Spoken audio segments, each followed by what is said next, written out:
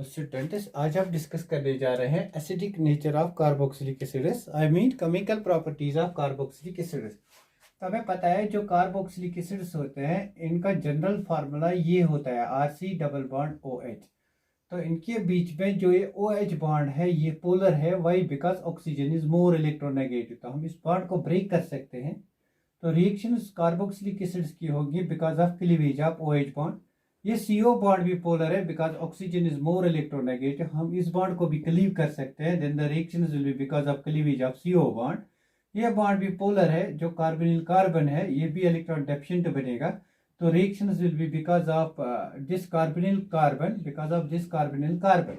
So there are different types of reactions which will be shown by carboxylic acids. तो हम discuss करेंगे पहले reactions involving cleavage of OH bond. That is the basic, the acidic nature of carboxylic acids. तो पहला जो हमारा topic है that is reactions involving cleavage of CO bond. Reactions involving cleavage of OH bond. OH bond अगर हम cleave करेंगे, हमें पता है अगर हम किसी भी एसिड को लेंगे उसमें आयनाइजेबल प्रोटॉन है, दिस इज आयनाइजेबल प्रोटॉन। इसका हम एक्वस सोल्यूशन देंगे। By aqueous solution I mean that water में ट्रीट करेंगे तो ये बॉन्ड ब्रेक हो जाता है, it dissociates, it ionises to give anion that is carboxylate anion O negative and it gives H+ ion aqueous. तो हमें पता है एरिनस कंसेप्ट क्या कहता है, all those species which give H positive ion in aqueous solution they are acids. Therefore ये जो carboxylic acid है ये एसिडिक इन नेचर है, एसिडिक इन नेचर है। why? because it gives H+ ion in aqueous solution. ये reaction जो है ये रिवर्सिबल रिएक्शन है। by reversible reaction I mean that they are not 100% ionized, means they are not strong acids, they are weak acids. Now we'll see later on what factors this acidic nature will depend. Now see, ये जो carboxylic acid है यहाँ पे ये forward reaction है, ये backward reaction है। अगर फॉरवर्ड रिएक्शन ज्यादा जाएगी तो H+ आयन ज्यादा मिलेगा, जितना H+ आयन मिलेगा उतना ज्यादा एसिडिक नेचर होगा। तो फॉरवर्ड रिएक्शन ज्यादा होने के लिए हमें देखना पड़ता है स्टेबिलिटी ऑफ दिस एनाइन। ये एनाइन अगर ज्यादा स्टेबल है तो ज्यादा बनेगा, ज्यादा H+ आयन रिलीज होगा।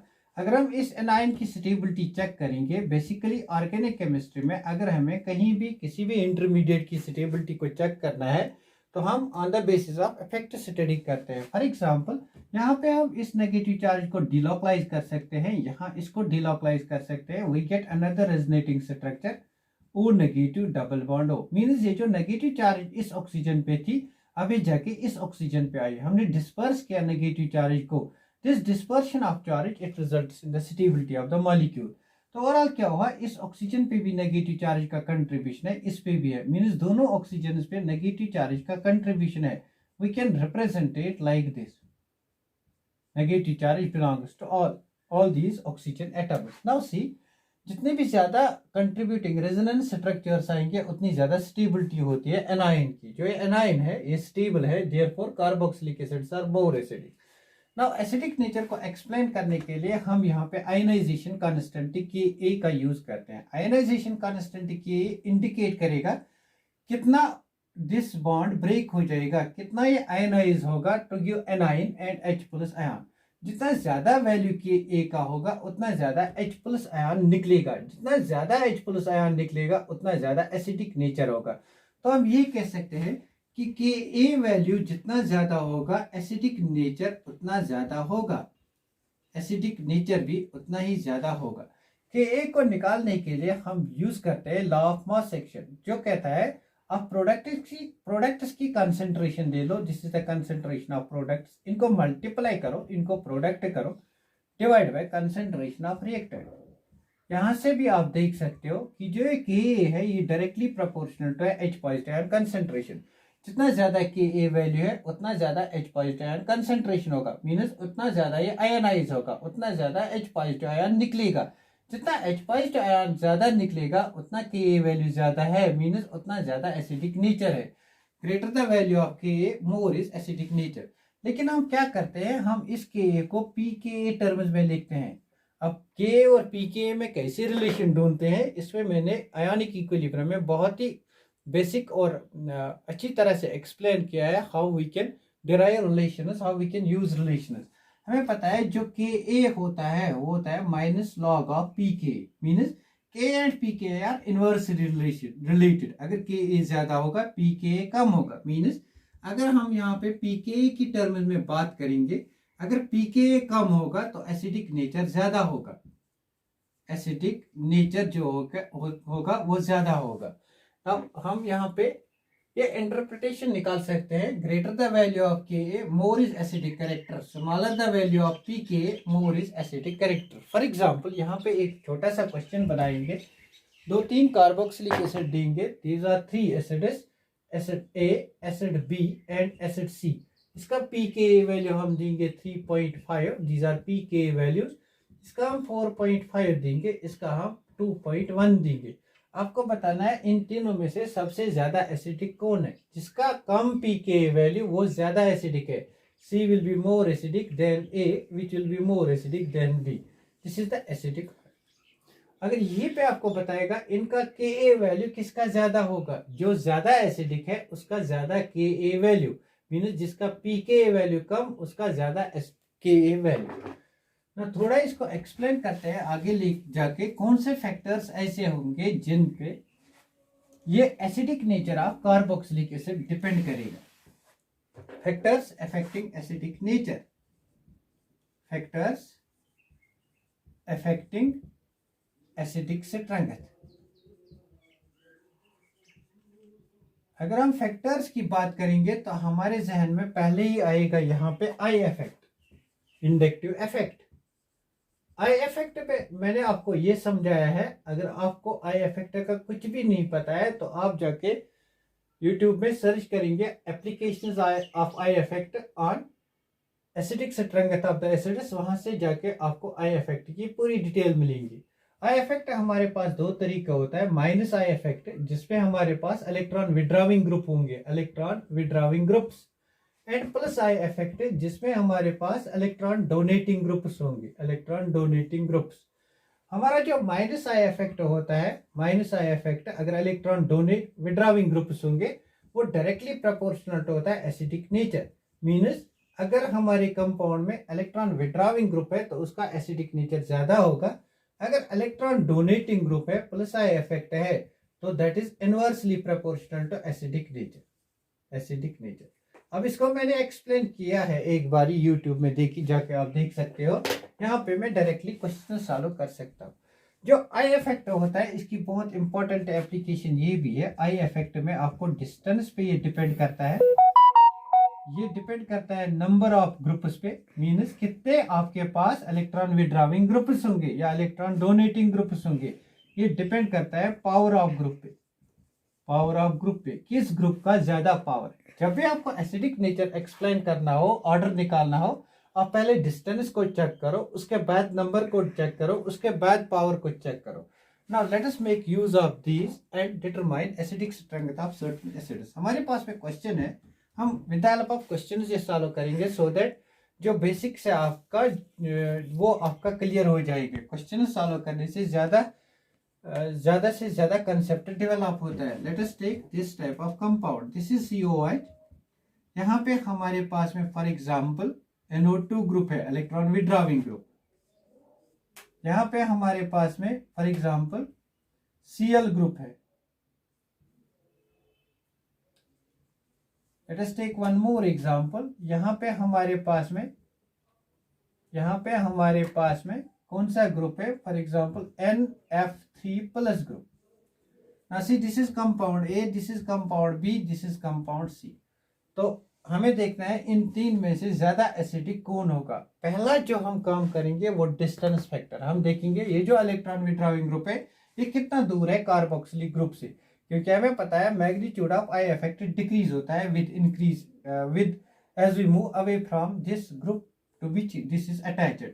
नाउ सी यहाँ पे कार्बन नंबर 1, कार्बन नंबर 2 पे इलेक्ट्रॉन विड्रॉविंग ग्रुप है, यहाँ पे कार्बन नंबर 3 पे, यहाँ पे कार्बन नंबर 3 पे इलेक्ट्रॉन विड्रॉविंग ग्रुप है.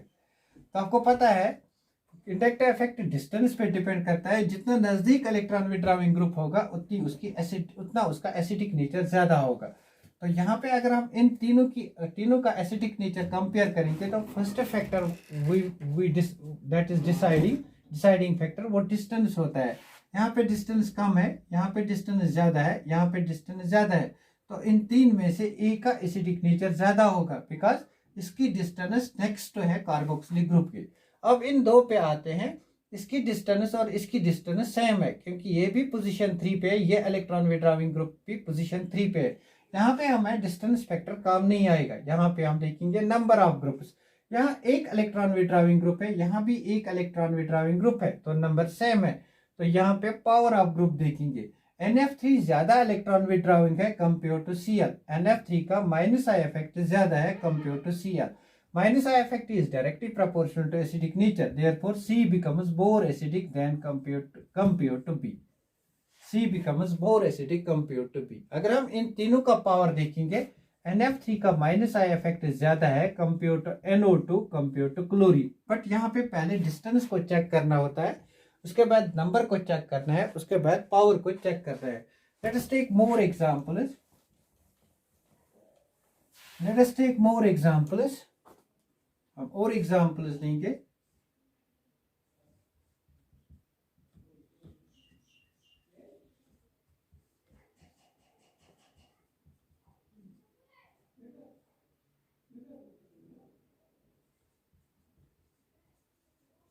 एक और एग्जाम्पल लेंगे।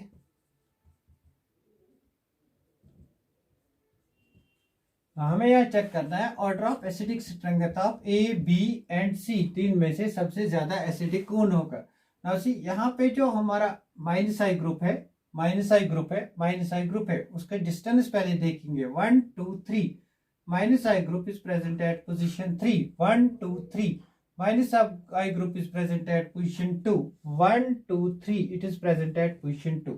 जिसकी कम डिस्टेंस है वो ज्यादा एसिडिक होगा, then B will be most acidic because A और C में डिस्टेंस पोजीशन 3 पे है। नाउ A और C में डिस्टेंस इक्वल है, हम देखेंगे नंबर। यहाँ पे नंबर दो माइनस आई ग्रुप है, यहाँ भी दो है, तो नंबर सेम है। उसके बाद पावर देखेंगे, NO2 का पावर ज्यादा है compare to fluorine, therefore A will be more acidic compare to C। This will be the acidic order. Let us take more examples. बस आपको क्या याद रखना है, आपको ये याद रखना है, पहले हम देखेंगे डिस्टेंस, उसके बाद हम देखेंगे नंबर, उसके बाद हम देखेंगे power. Let us take one more example.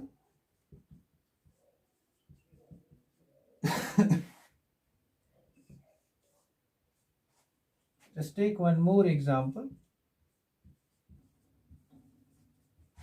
Just take one more example. अब बताना है आपको, ये कंपाउंड A है, ये कंपाउंड B है, ये कंपाउंड C है, इनका ऑर्डर। तो हम पहले क्या देखेंगे, डिस्टेंस। ये कार्बन 1 है, कार्बन 2 पे इलेक्ट्रॉन विड्रॉविंग ग्रुप है, 1 and 2 2 पे इलेक्ट्रॉन विड्रॉविंग ग्रुप है, 1 and 2 2 पे इलेक्ट्रॉन विड्रॉविंग ग्रुप है। इनमें इन तीनों कंपाउंड्स में डिस्टेंस फैक्टर सेम है। यहाँ पे भी 2 पे माइनस आई ग्रुप है, यहाँ पे भी।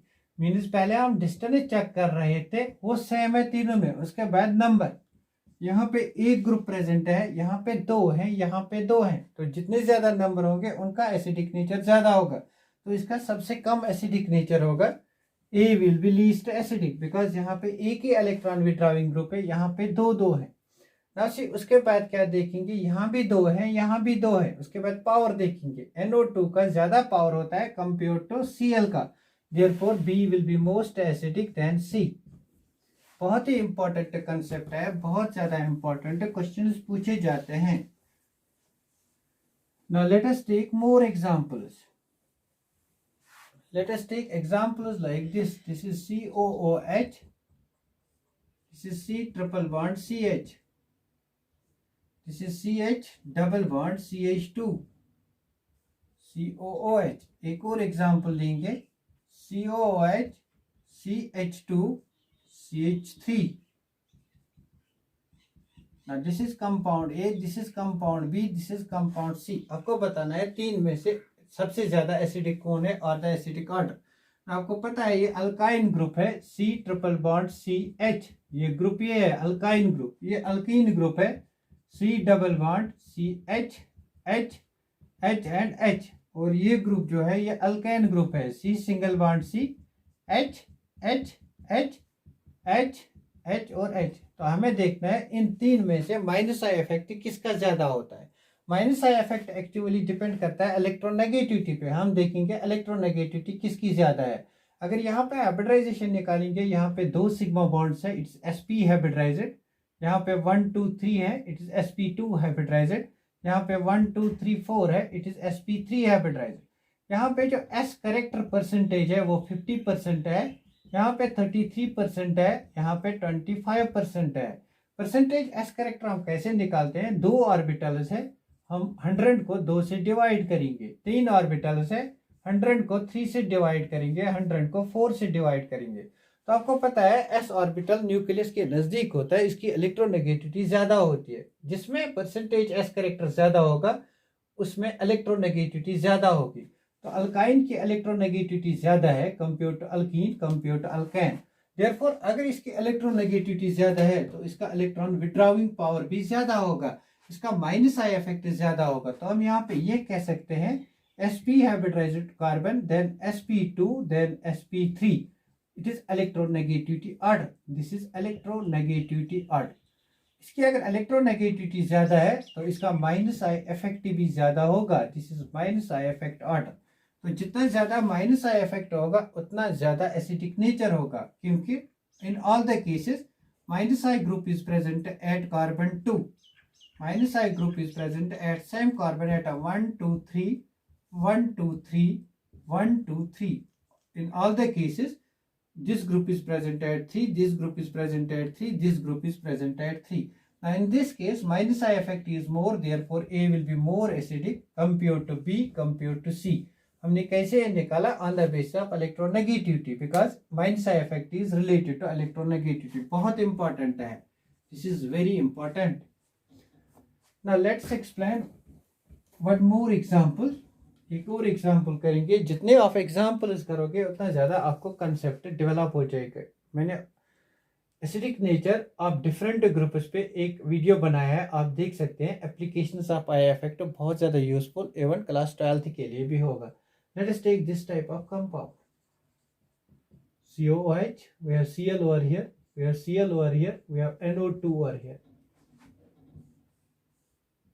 we have NO2 over here, we have Cl over here, we have Cl over here. ना इन दोनों में से A एंड B हमें देखना है एसिडिक नेचर किसका ज्यादा होगा। पोजीशन का अगर हम पोजीशन देखेंगे 1 2 3 1 2 3, जो माइनस आई ग्रुप है वो 2 पे भी है, 3 पे भी है, 2 पे भी है, 3 पे भी है। अब पावर को देखेंगे, NO2 का पावर पोजीशन 2 पे पावर पहले, NO2 का पावर ज्यादा है कंपेयर टू Cl का, therefore B will be more acidic than A. This is how you have to approach the question is by taking different examples. Now अब हमें पता चला ये जो कार्बोक्सिलिक एसिड से ये एसिडिक है, तो ये कौन सी रिएक्शंस देंगे because of cleavage of OH bond. जो भी एसिड्स रिएक्शन देते हैं, एसिड्स कौन से रिएक्शन देते हैं, मैट्रिक्स से पढ़ के आए हैं। एसिड्स रिएक्ट करते हैं विद मेटल्स, एसिड्स रिएक्ट करते हैं विद बेसिस, एसिड्स रिएक्ट करते हैं विद कार्बोनेट्स, एसिड्स रिएक्ट करते हैं with sulphates. All those reactions will be shown by carboxylic acids.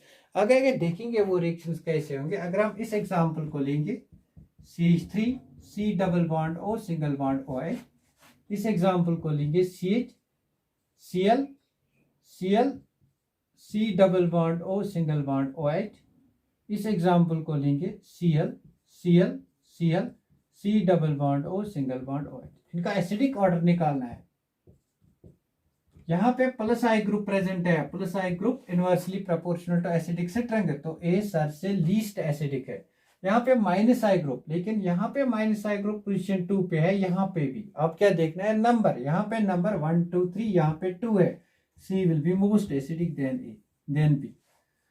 Now अब आपको यहाँ पे क्वेश्चन ऐसे भी पूछेगा, ये जो 3 कंपाउंड्स है इनका pKa ऑर्डर निकालो और इनका Ka ऑर्डर निकालो और इनका pH ऑर्डर निकालो। तो आपको पता होना चाहिए जो ज्यादा एसिडिक है, मोर एसिडिक जो होगा उसका Ka वैल्यू जो होगा वो ज्यादा होगा।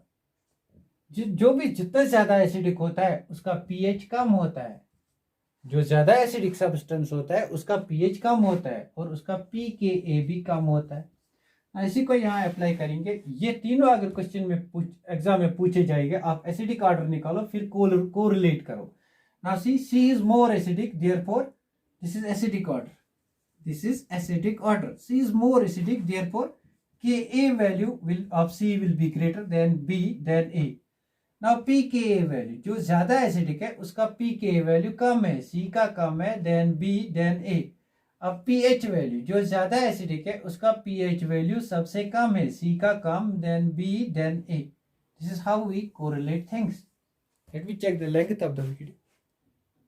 This is how we check the how we correlate things. Now see, इसमें आपको प्रैक्टिस करनी है। किसी भी बुक से आप एग्जाम्पल्स ले लो और प्रैक्टिस करो एसिडिक ऑर्डर पे। अब हम नेक्स्ट लेक्चर में डिस्कस करेंगे acidic order of aromatic carboxylic acids, उसमें हम ऑर्थो इफेक्ट भी डिस्कस करेंगे। Thanks for watching this video.